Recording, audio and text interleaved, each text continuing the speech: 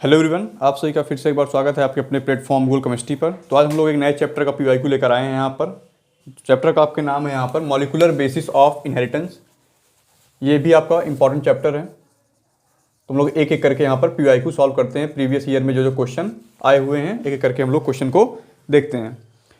तो सबसे पहले हमारा क्वेश्चन है, in a DNA strand the nucleotide are linked together. Question हमारा क्या है?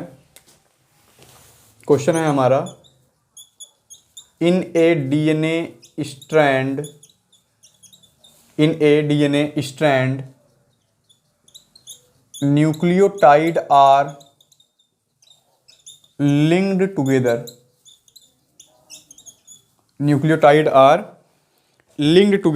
हमसे पूछ रहा है क्या? इसमें हमसे ये पूछ रहा है कि डीएनए स्ट्रैंड में जो न्यूक्लियोटाइड होते हैं उनके बीच में कौन सा बॉन्ड होता है। तो न्यूक्लियोटाइड के बीच में जो बॉन्ड होता है उसको हम लोग बोलते हैं फॉस्फोडाइस्टर बॉन्ड। आंसर का क्या होगा आपका? फॉस्फोडाइस्टर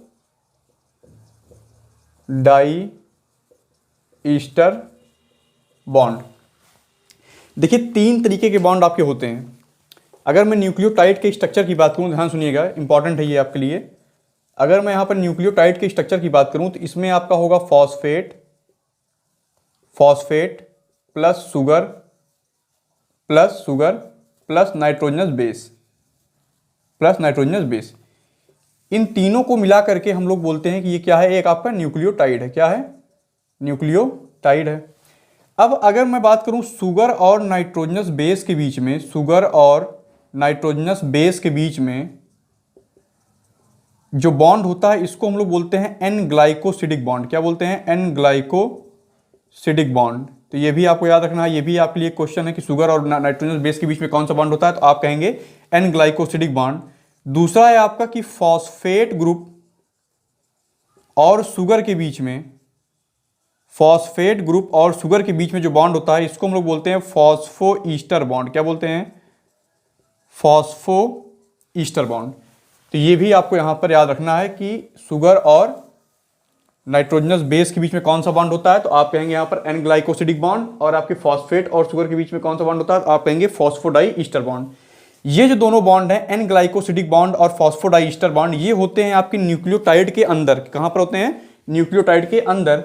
वहीं अगर मैं बात करूं कि दो न्यूक्लियोटाइड को, जैसे मान लीजिए ये आपका एक न्यूक्लियोटाइड है, दो न्यूक्लियोटाइड को आपस में जोड़ना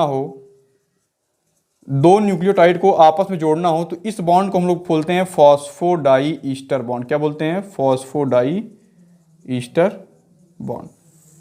तो ये है आपकी बेसिक बॉन्ड का कॉन्सेप्ट जो है आपके न्यूक्लियोटाइड में ये प्रेजेंट होता है। आपको तीनों बॉन्ड यहाँ पर याद रखने हैं। एनसीईआरटी एग्जाम्पलर क्वेश्चन है, इसलिए आपके लिए इंपॉर्टेंट हो जाता है। एनसीईआरटी का ये आपका क्वेश्चन है। हम लोग ले रहे हैं यहाँ पर हमारा next question, Frederick Griffith discovered the. हमसे पूछा जा रहा है कि जो आपके फ्रेडरिक ग्रिफिथ थे उन्होंने क्या डिस्कवर किया था। तुम लोग क्वेश्चन यहाँ पर लिख लेते हैं।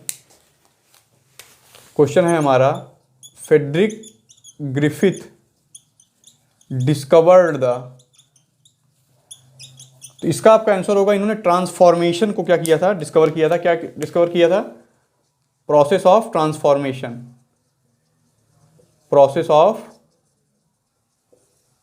ट्रांसफॉर्मेशन। ये आपसे लॉन्ग क्वेश्चन में पूछा था, अभी मैं वो भी आपको करवाऊंगा आगे इस चैप्टर में। तो ये आपसे पूछा गया है क्वेश्चन 2014 में। कब पूछा गया है आपसे? 2014 में आपसे क्वेश्चन पूछा गया है।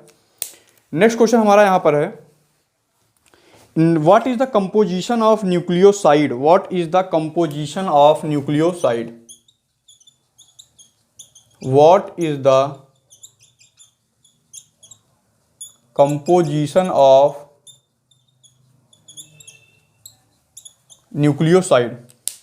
अब आप देखिए, अगर शुगर प्लस नाइट्रोजनस बेस है तो इस स्ट्रक्चर को हम लोग बोलते हैं न्यूक्लियोसाइड। क्या बोलते हैं? न्यूक्लियोसाइड। और इसी में अगर हम लोग ऐड कर दें फॉस्फेट ग्रुप, तब इस स्ट्रक्चर को हम लोग बोलते हैं न्यूक्लियोटाइड। क्या बोलते हैं? न्यूक्लियोटाइड। तो आपसे अगर पूछा जाए कि न्यूक्लियोसाइड और न्यूक्लियोटाइड में बेसिक डिफरेंस क्या है, तो आप कहेंगे फॉस्फेट ग्रुप का यहाँ पर डिफरेंस है। अगर फॉस्फेट रहेगा तो आपका वो क्या होगा? न्यूक्लियोटाइड होगा। और फॉस्फेट नहीं है तो उसको हम लोग क्या बोलेंगे? न्यूक्लियोसाइड। अब नेक्स्ट क्वेश्चन हमसे यहाँ पर पूछा जा रहा है, ये क्वेश्चन आपसे पूछा गया था 2014 में। ये क्वेश्चन आपसे कब पूछा गया था?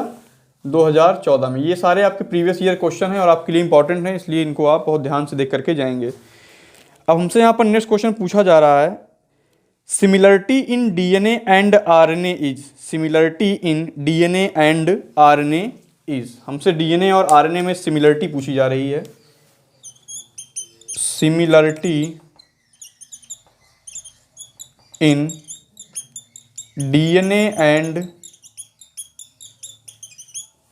RNA is. देखिए ये क्वेश्चन आपसे पूछा गया है, similarity in DNA and RNA is. 2017 में रिसेंट का आया हुआ क्वेश्चन है ये। देखिए चाहे डीएनए हो चाहे आपका आरएनए हो, सब दोनों क्या है? Polymer of nucleotide. Both DNA and RNA are, आप ऐसे लिखेंगे, both DNA and RNA are polymer of nucleotide. ये दोनों आप क्या हैं? न्यूक्लियोटाइड के पॉलीमर हैं। बहुत सारे न्यूक्लियोटाइड आपस में लिंक करके, बहुत सारे न्यूक्लियोटाइड आपस में लिंक करके क्या बनाते हैं? डीएनए बनाते हैं। देखिए डीएनए आपका डबल स्टैंडर्ड है, आरएनए आपका सिंगल स्टैंडर्ड है। ये सारी चीज़ें अब यहाँ पर अगर हम लोग बेसिक डिफरेंस की बात करें, देखिए ये तो हो गई सिमिलरिटी, ये आपका एक क्वेश्चन हो गया। आपसे ये भी पूछा जा सकता है कि दोनों में डिफरेंस कहाँ पर आता है, डीएनए और आरएनए में। तो यहाँ पर डिफरेंस आता है शुगर में। कहाँ पर डिफरेंस आता है? शुगर में। डीएनए के केस में डीऑक्सी राइबोस शुगर होगा आपका, डीऑक्सी राइबोस शुगर होगा। और वहीं अगर मैं ये आपका डीएनए के केस में है, किसी केस में है? डीएनए केस में। अगर हम लोग वहीं आरएनए के केस में बात करें तो यहाँ पर आपका होगा राइबोस शुगर। क्या होगा? Ribose sugar. ये है आरएनए के केस में आपका क्या होगा? राइबोस शुगर होगा। डीएनए आपका लेस रिएक्टिव होता है नेचर में। कैसा होता है? लेस रिएक्टिव होता है नेचर में, मोर स्टेबल है। ज़्यादा स्टेबल कौन है? डीएनए है। आरएनए क्या है आपका? मोर रिएक्टिव है, मोर रिएक्टिव है, लेस स्टेबल है, लेस स्टेबल है। तो ये सारे पॉइंट आपको याद रखना है। ये भी आपको याद रखना है कि सबसे पहले आरएनए का फॉर्मेशन हुआ था, आरएनए से डीएनए बना है। आरएनए से क्या हुआ है? डीएनए का फॉर्मेशन हुआ है। तो पहला जेनेटिक मटेरियल आपके नेचर में आरएनए था। आरएनए जो है आपका लेस स्टेबल था। आपका आरएनए क्या था? लेस स्टेबल था, मोस्ट रिएक्टिव था। तो नेचर ने क्या किया? इसमें सर्टेन मॉडिफिकेशन कर दिए और इसको क्या बना दिया? More stable. उससे बन गया आपका डीएनए। तो ये चीज़ आपको यहाँ पर याद रखनी है। अब हम लोग बढ़ते हैं नेक्स्ट क्वेश्चन की तरफ। हमारा नेक्स्ट क्वेश्चन है, which of the following is initiating codon. Which of the following is initiating codon. Codon वाले क्वेश्चन आपको आने चाहिए। इनिशिएटिंग कोडॉन, स्टॉप कोडॉन क्या होता है आपका, ये सब आपसे वन वर्ड में पूछा जाता रहता है। तो इनिशिएटिंग कोडॉन आपको पता होना चाहिए, होता है आपका AUG, जो कोड करता है किस अमीनो एसिड को? तो आप कहेंगे मेथ्यूनिन को। किसको कोड करता है? मेथ्यूनिन को। तो इनिशिएशन कोडॉन आपका होता है AUG। ये आपको यहाँ पर याद रखना है। तो आपसे यही क्वेश्चन पूछा जा रहा है यहाँ पर, which of the following is initiation codon. तुम लोग यहाँ पर क्वेश्चन लिख लेते हैं। क्वेश्चन क्या है आपका? Which of the following is initiating codon. 2014 में आपसे पूछा गया क्वेश्चन है। Which of the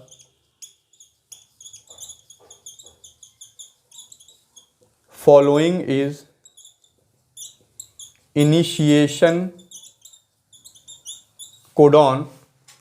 which of the following is initiation codon। इसमें आपका ऑप्शन दिया हुआ है AUG। इसमें आपका ऑप्शन क्या दिया हुआ है? ऑप्शन भी हम लोग यहाँ पर एक बार लिख लेते हैं, AUG। सेकेंड ऑप्शन है आपका AUU। सेकेंड ऑप्शन क्या है आपका? AUU। थर्ड ऑप्शन है आपका यहाँ पर UAG। थर्ड ऑप्शन आपका क्या है? UAG। और चौथा ऑप्शन आपका क्या है? UUU। चौथा ऑप्शन क्या है आपका? UUU। तो देखिए मैंने आपको बता ही दिया है, AUG आपका क्या होता है? Initiation codon. किसको कोड करता है? तो आप कहेंगे मेथ्योनिन को। ये कोड करता है आपके मेथ्योनिन को। तो हम लोग बढ़ते हैं नेक्स्ट क्वेश्चन की तरफ। ये आप नोट डाउन कर लीजिए।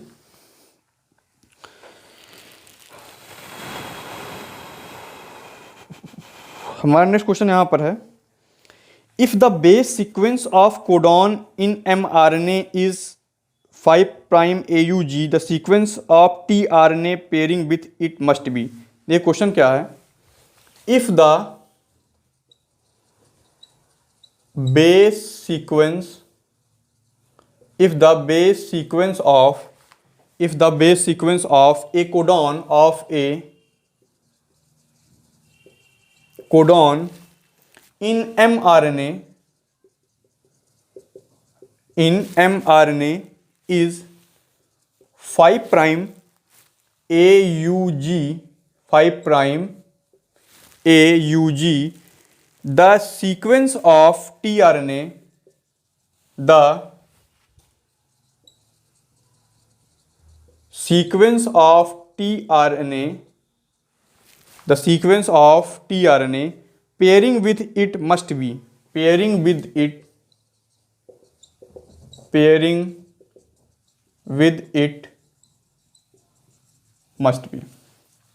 हमें क्या दे दिया गया है, हमें एक सीक्वेंस दे दिया गया है एमआरएनए का। हमसे पूछा जा रहा है कि इससे जो पेयर होगा आपका, इससे जो आपका पेयरिंग होगी उस वो क्या होगा, टीआरएनए की जो पेयरिंग होगी उसका हमें सीक्वेंस बताना है। तो देखिए दिया हमें क्या है 5 prime AUG 3 prime.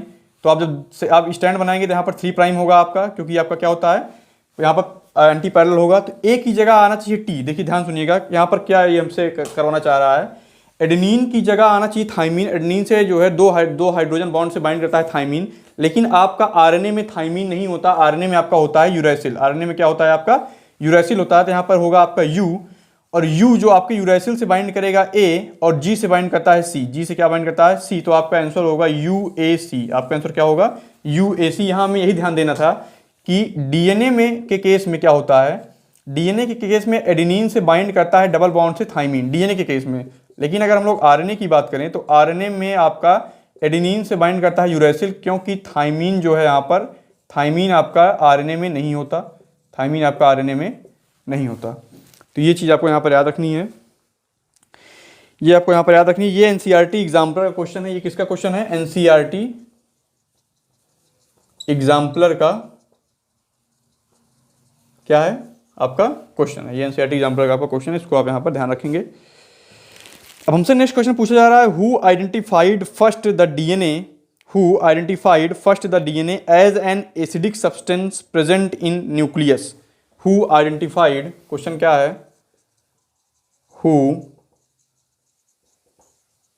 Identified first the DNA, who identified first the DNA as an acidic substance, as an acidic substance present in nucleus, present in nucleus। ये क्वेश्चन आपसे पूछा गया है 2019 में, 2019 में पूछा गया है। इसका आपका आंसर होगा फ्रेडरिक मीस्चर। फ्रेडरिक मीस्चर ने सबसे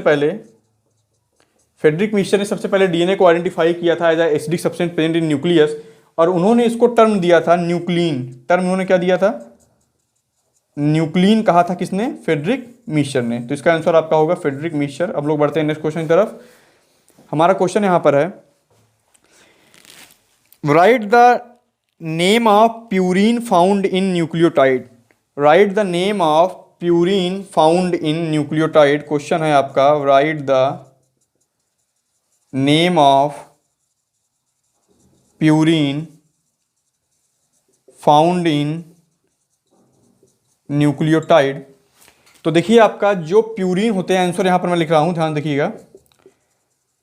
प्यूरिन क्या होगा आपका, कि प्यूरिन आपके होते हैं एडेनिन और ग्वानिन, एडेनिन एंड ग्वानिन, और पायरिमिडीन होते हैं आपके साइटोसिन, थाइमीन और यूरैसिल। साइटोसिन, थाइमीन और यूरैसिल। आपसे क्वेश्चन तो यहाँ पर पूछा गया है कि right the name of purine found in nucleotide, 2008 में आपसे पूछा गया है। तो इस बार आपसे पूछा जा रहा है प्यूरिन। तो आगे आने वाले क्वेश्चन में आपसे ये भी पूछा जाता है कि पायरिमिडीन कौन कौन से होते हैं। तो आप कहेंगे कि पायरिमिडीन आपके क्या होते हैं, साइटोसिन, थाइमीन और यूरैसिल, ये आपके पायरिमिडीन होते हैं। जो यूरैसिल है ये पाया जाएगा आरएनए में, मैं आपको पहले भी बता चुका हूँ। यूरैसिल आपका किसमें पाया जाएगा, आरएनए में पाया जाएगा, और थाइमीन आपका पाया जाता है डीएनए में। किसमें पाया जाता है, डीएनए में। ये बेसिक डिफरेंस है, आपको यहाँ पर याद रखना है। अब हम लोग बढ़ते हैं नेक्स्ट क्वेश्चन की तरफ। हमारा नेक्स्ट क्वेश्चन है, right the name of formula of 2 sugar found in nucleotide. Right the name and formula of 2 sugar found in nucleotide, हमें जो है जो शुगर आपके पाए जाते हैं न्यूक्लियोटाइड में उनका नेम और फार्मूला लिखना है। तो आपको पता है आपकी न्यूक्लियोटाइड में दो टाइप के शुगर होते हैं, आरएनए में आपका राइबोज शुगर और डीएनए में आपका डीऑक्सी राइबोज शुगर। स्ट्रक्चर में फ़र्क है, दोनों के फार्मूले में फ़र्क है, तो हमें वो चीज़ यहाँ पर लिखनी है। ये क्वेश्चन आपसे 3 बार पूछा गया है, तो इसलिए इंपॉर्टेंट है आपके लिए। कौन कौन से साल में पूछा गया है, क्योंकि मैं अभी आपको बता रहा हूँ कब कब आपसे ये क्वेश्चन पूछा गया है। तो सबसे पहले हम क्वेश्चन को नोट डाउन करते हैं। क्वेश्चन है आपका, right the name and formula of 2 sugar found in nucleotide. Right the name and formula of write the name and formula of 2 sugar found in nucleotide. अब देखिए आरएनए के case में अगर मैं बात करूं, आरएनए के केस में होता है आपका राइबोज शुगर। आरएनए के केस में क्या होता है आपका राइबोज शुगर C5H10O5। फॉर्मूला क्या है आपका C5H10O5।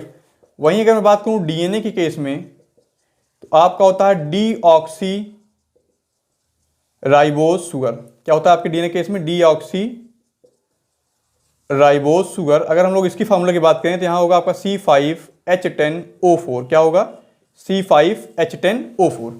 अब देखिए जो ये डीऑक्सी टर्म है, इसका मतलब ये क्या होता है कि एक ऑक्सीजन का क्या हो रहा है, यहाँ पर रिमूवल हो रहा है। एक ऑक्सीजन का क्या हो रहा है, रिमूवल हो रहा है। अगर अभी हम लोग इसमें आगे जो है इसका वो बनाएंगे, जो है डायग्राम बनाएंगे, उसके बाद मैं आपको समझाऊंगा कि कैसे यहाँ पर क्या क्या डिफरेंस होता है। अब हमसे यहाँ पर नेक्स्ट क्वेश्चन पूछा जा रहा है, who describe the double helix model of DNA and when. Who describe the double helix model of DNA and when. Question क्या है, ये आपसे क्वेश्चन पूछा गया था 2008 में, 10 में और 11 में। 3 साल आपसे क्वेश्चन पूछा गया है। नेक्स्ट क्वेश्चन हमारा है, who described the double helix model of who described the double helix model of DNA and when. Who describe double helix model of DNA and when, ये है हमसे क्वेश्चन। अब लोग इसके आंसर की अगर बात कर लें तो वाटसन एंड क्रिक ने दिया था, ये वाटसन एंड क्रिक ने डिस्क्राइब किया था, और ईयर था आपका 1953। कब था आपका 1953, वाटसन एंड क्रिक ने। इंपॉर्टेंट क्वेश्चन है ये, आप यहाँ पर याद रखेंगे। अगर आप ईयर भूल भी जाते हैं तो आप साइंटिस्ट का नाम याद रखेंगे, किसने डिस्क्राइब किया था, वाटसन एंड क्रिक ने। अब हमसे यहाँ पर नेक्स्ट क्वेश्चन पूछा जा रहा है, describe the difference between prokaryotic and eukaryotic DNA. Question आपसे क्या पूछा जा रहा है, describe the difference between describe the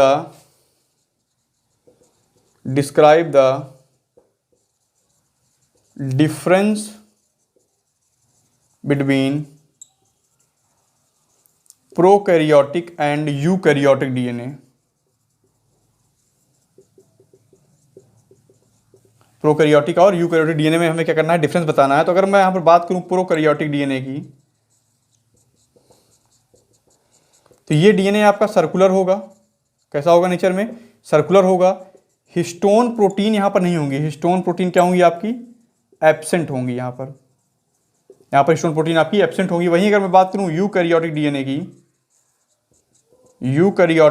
key, तो ये आपका डीएनए लीनियर होगा, और यहां पर हिस्टोन प्रोटीन प्रेजेंट होंगी। हिस्टोन प्रोटीन की प्रेजेंस में क्या होता है, डीएनए की पैकेजिंग होती है। तो ये यहां से आपको याद रखना है। 2012 2017 में 2 बार ये आपसे क्वेश्चन पूछा गया है। 2012 एंड 17 में आपसे ये क्वेश्चन पूछा गया है। अब हम लोग यहां पर बात करते हैं next, retroviruses do not follow central dogma comment. Question क्या है आपका, retroviruses do not follow central dogma comment। ये आपका एनसीईआरटी एग्जाम्पलर क्वेश्चन है। एनसीईआरटी एग्जाम्पलर क्वेश्चन है। तो सबसे पहले हमें समझना चाहिए कि सेंट्रल डोग्मा क्या होता है। सबसे पहले हमें क्या समझना चाहिए कि सेंट्रल डोग्मा क्या है। तो देखिए, जो इंफॉर्मेशन का पाथवे है, जो आपके इंफॉर्मेशन का पाथवे है वो कुछ इस प्रकार से है, डीएनए से आरएनए, आरएनए से प्रोटीन। ये एक मॉडल है जिसमें क्या होता है, इंफॉर्मेशन का फ्लो हो रहा है डीएनए से आरएनए, आरएनए से प्रोटीन। डीएनए से डीएनए बनने के प्रोसेस को हम लोग बोलते हैं रेप्लिकेशन। ध्यान से सुनिएगा, डीएनए से डीएनए बनने के प्रोसेस को हम लोग बोलते हैं रेप्लिकेशन। डीएनए से आरएनए बनने के प्रोसेस को हम लोग बोलते हैं ट्रांसक्रिप्शन। क्या बोलते हैं? ट्रांसक्रिप्शन। और आरएनए से प्रोटीन बनने के प्रोसेस को हम लोग बोलते हैं ट्रांसलेशन। क्या बोलते हैं? ट्रांसलेशन। अब ये तो है सेंट्रल डोग्मा। ये क्या है? आपका सेंट्रल डोग्मा का मॉडल है कि किस प्रकार से, किस डायरेक्शन में इंफॉर्मेशन का फ्लो हो रहा है। तो डीएनए से आरएनए, आरएनए से प्रोटीन। अब क्वेश्चन हमसे ये पूछ रहा है कि retroviruses do not follow central dogma comment. तो सबसे पहले आपको ये पता होना चाहिए कि रेट्रोवायरस के केस में जो है, रेट्रोवायरस के केस में जेनेटिक मटेरियल जो है वो डीएनए नहीं है। यहाँ पर जो आपका जेनेटिक मटेरियल है वो आरएनए है। जेनेटिक मटेरियल क्या है आपका? आरएनए है। और अगर मैं यहाँ पर बात करूँ तो यहाँ पर एक प्रोसेस होता है कि आरएनए से आपका डीएनए बनता है। ये इंफॉर्मेशन थोड़ा सा रिवर्स हो रही है, आरएनए से डीएनए बनता है। इसको हम लोग बोलते हैं रिवर्स ट्रांसक्रिप्शन। क्या बोलते हैं? Reverse transcription. Reverse transcription. और एंजाइम यहाँ पर यूज होता है। एंजाइम यहाँ पर जो यूज होता है वो होता है रिवर्स ट्रांसक्रिप्टेज। Reverse transcriptase. तो इसलिए आपका जो है क्या होता है कि retrovirus do not follow central dogma, क्योंकि यहां पर क्या है कि इंफॉर्मेशन आपका जो यूनिडायरेक्शनल फ्लो हो रहा था डीएनए से आरएनए, आरएनए से प्रोटीन, यहां पर क्या होता है कि यहां पर एक प्रोसेस होता है रिवर्स ट्रांसक्रिप्शन, जिससे आरएनए से क्या बनता है? डीएनए। आरएनए से क्या बनता है? डीएनए। इसलिए ये सेंट्रल डोग्मा को फॉलो नहीं करते ये आपके रेट्रोवायरस। अब आपसे नेक्स्ट क्वेश्चन, अब ये क्वेश्चन एनसीईआरटी एग्जाम्पलर का इंपॉर्टेंट है, थोड़ा सा कंसेप्चुअल भी है, तो आपसे पूछने की संभावना है। ये क्वेश्चन आपके बोर्ड एग्जाम में आ सकता है। देखिए, एनसीईआरटी के जो एग्जाम्पलर वाले क्वेश्चन होते हैं और जो वहाँ पर आपके पीछे मेंशन होते हैं उनको तो आप जरूर करके जाइए, क्योंकि हो ना हो आपके सिलेबस में एनसीईआरटी ही है। जो आपको बुक यहाँ पर इशू होती है वो एनसीईआरटी होती है। तो जो आपका सिलेबस है वो पूरा एनसीईआरटी से ही रहता है और क्वेश्चन भी वहीं से आने की संभावना रहती है। उसी के इर्द गिर्द आपसे क्वेश्चन पूछा जाता है। अब हमसे यहाँ पर नेक्स्ट क्वेश्चन पूछ रहा है, which enzyme participate in the formation of DNA from DNA. Question क्या है? Which enzyme participate in the formation of DNA from DNA. DNA से डीएनए बनने के प्रोसेस में कौन सा एंजाइम पार्टिसिपेट करता है? तो आपको यहां पर पता होना चाहिए डीएनए पॉलीमरेज। आंसर क्या होगा इसका? DNA polymerase. ये सब आपको चीजें रटी होनी चाहिए। ये है 2019 में आया हुआ आपसे क्वेश्चन है, 2019 में आपसे क्वेश्चन आस्क किया गया था आपके बोर्ड एग्जाम में। हम लोग नेक्स्ट बात करते हैं, what is the functional unit of gene. What is the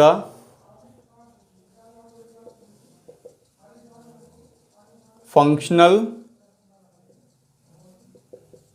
unit of gene. देखिए, डीएनए की फंक्शनल यूनिट पूछी है तो आप जीन बताते हैं, अब हमसे जीन की फंक्शनल यूनिट पूछ रहा है तो इसका आंसर होगा सिस्ट्रॉन। क्या होगा इसका आंसर? इसका आंसर होगा आपका सिस्ट्रॉन। 2013-2009 में आपसे दो बार ये क्वेश्चन पूछा गया है। 2013 और 2009 में आपसे दो बार ये क्वेश्चन पूछा गया है। हम लोग नेक्स्ट क्वेश्चन यहाँ पर बात कर लेते हैं, What do you mean by initiation codon and termination codon? What do you mean by initiation codon and termination codon? फिर से देखिए क्वेश्चन ये वाला आ रहा है, What do you mean by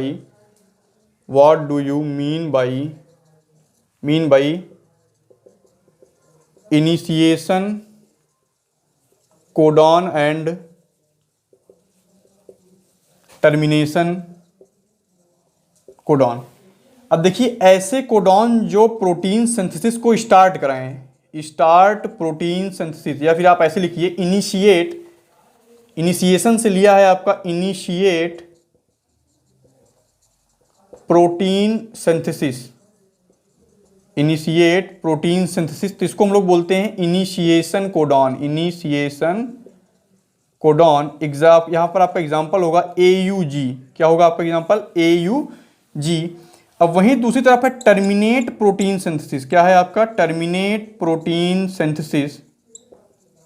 protein synthesis, जो प्रोटीन सिंथेसिस को टर्मिनेट करें तो उनको हम लोग बोलते हैं टर्मिनेशन कोडॉन। क्या बोलते हैं?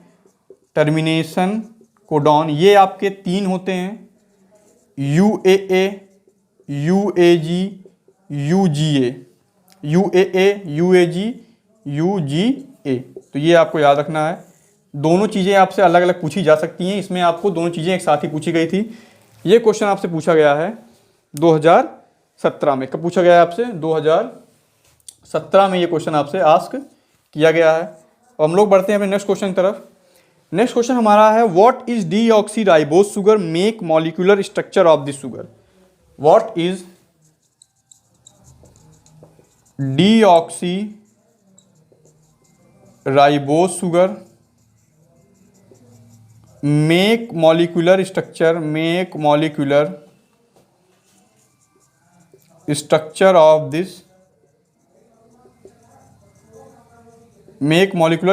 This sugar. हमें डीऑक्सीराइबोज शुगर बताना है और उसका क्या बताना है? मॉलिक्यूलर स्ट्रक्चर बताना है। तो मैंने आपको बता ही दिया था कि डीऑक्सीराइबोज शुगर ये क्या है? एक तरीके का पेंटोज शुगर है। क्या है आपका? पेंटोज शुगर है। पाया कहाँ पर जाता है? ये पाया जाता है आपके डीएनए में। क्या पाया जाता है? डीएनए में। फार्मूला आपका क्या होगा? C5H10O4। C5H10O4 ये है इसका फार्मूला। अब अगर हम लोग इसका स्ट्रक्चर देखें तो पेंटोज शुगर है, मतलब 5 कार्बन यहाँ पर होंगे। क्या होंगे आपके? 5 कार्बन होंगे। तो ये कुछ इसका स्ट्रक्चर इस प्रकार से होता है। यहाँ पर क्या होगा? इसका स्ट्रक्चर इस प्रकार से होता है, HOH। यहाँ पर आपका क्या हो जाएगा? CH2OH, यहाँ पर H। तो ये है आपका पहला कार्बन, ये दूसरा, ये तीसरा, ये चौथा और ये आपका 5वां कार्बन है। तो इसको हम लोग डीऑक्सीराइबोज क्यों बोलते हैं? हम लोग दोनों में डिफरेंस समझ लेते हैं। इसी क्वेश्चन में हम लोग क्या करेंगे? दोनों शुगर में डिफरेंस समझेंगे। यहाँ पर ध्यान से देखिएगा। अगर मैं बात करूं राइबोज शुगर की, किसकी बात करूं? थोड़ा सा मैं यहाँ पर इरेज करूंगा क्योंकि ये थोड़ा सा आपके लिए इंपॉर्टेंट है। यहाँ पर आप देखिएगा दोनों शुगर को हम कंपेयर कर रहे हैं कि दोनों में डिफरेंस क्या है। दोनों में क्या है डिफरेंस, हमें जो है यहाँ पर देखना है। तो हम लोग मैं यहाँ पर बात कर रहा हूँ, देखिए ध्यान से। अगर मैं राइबोज शुगर की बात करूं, तो मैं यहां पर बनाऊंगा स्ट्रक्चर राइबोज शुगर का। ये है आपके राइबोज शुगर का structure, OH, H, H, OH, H, OH, यहां पर CH2OH। ये क्या है आपका? यहाँ पर CH2OH। ये है आपके राइबोज शुगर का स्ट्रक्चर। ये है पहला कार्बन, दूसरा, तीसरा, चौथा और ये 5वां। अब हम लोग बनाते हैं स्ट्रक्चर राइबोज शुगर का। ये माफ कीजिएगा, हम लोग बनाते हैं स्ट्रक्चर डीऑक्सीराइबोज का। किसका स्ट्रक्चर बनाएंगे हम लोग? डीऑक्सीराइबोज का। तो डीऑक्सीराइबोज का अगर हम लोग यहाँ पर स्ट्रक्चर बनाएंगे तो आपको डीऑक्सीराइबोज का स्ट्रक्चर कुछ इस तरह के तरीके से देखने को मिलेगा। ये है पहला carbon, OH, H, H, H, H, OH, CH2OH और ये H। पहला कार्बन, दूसरा कार्बन, तीसरा कार्बन, चौथा कार्बन और 5वां कार्बन। दोनों स्ट्रक्चर को आप कंपेयर करिए, राइबोज शुगर और डीऑक्सीराइबोज शुगर को, तो आप देखेंगे कि सेकंड कार्बन पे, यहां पर आप ध्यान देंगे, सेकंड कार्बन पे आप क्या देखेंगे कि यहां पर आपका OH है। सेकंड कार्बन पे क्या है? आपका OH है। और यहां पर डीऑक्सीराइबोज में सेकंड कार्बन पे जो O था वो हमने यहां पर क्या कर दिया है? एलिमिनेट कर दिया है। इसलिए इसको बोलते हैं डीऑक्सी। क्या बोलते हैं? डीऑक्सी। अब ये जो हाइड्रोक्सिल ग्रुप है आपके राइबोज शुगर में, ये होता है रिएक्टिव। क्या होता है? ये रिएक्टिव होता है। ये नेचर में रिएक्टिव है। इस रिएक्टिव होने की वजह से जो है आपका आरएनए जो होता है वो लेस स्टेबल होता है। आरएनए क्या होता है? आपका लेस स्टेबल होता है। वहीं अगर हम लोग बात करें आपके डीऑक्सीराइबोज शुगर में, तो यहां पर आपका O जो था वो हमने एलिमिनेट कर दिया है। O हमने क्या कर दिया है? एलिमिनेट कर दिया है। इससे आपका आरएनए क्या हो गया है? आपका स्टेबल हो गया है। तो ये बेसिक डिफरेंस होता है किसमें? राइबोज शुगर में और डीऑक्सीराइबोज शुगर में। ये बेसिक आपका डिफरेंस है। तो देखिए यहाँ पर हमने कुछ क्वेश्चन देखे हैं आपके, आधे आधे मैंने जो इंपॉर्टेंट क्वेश्चन था वो करवा दिए हैं। फिर हम लोग एक नेक्स्ट सेशन लेकर आएंगे जिसमें मैं इस चैप्टर को वाइंड अप कर दूंगा और आपके सारे जो इंपॉर्टेंट क्वेश्चन थे वो हम लोग वहाँ पर देख लेंगे।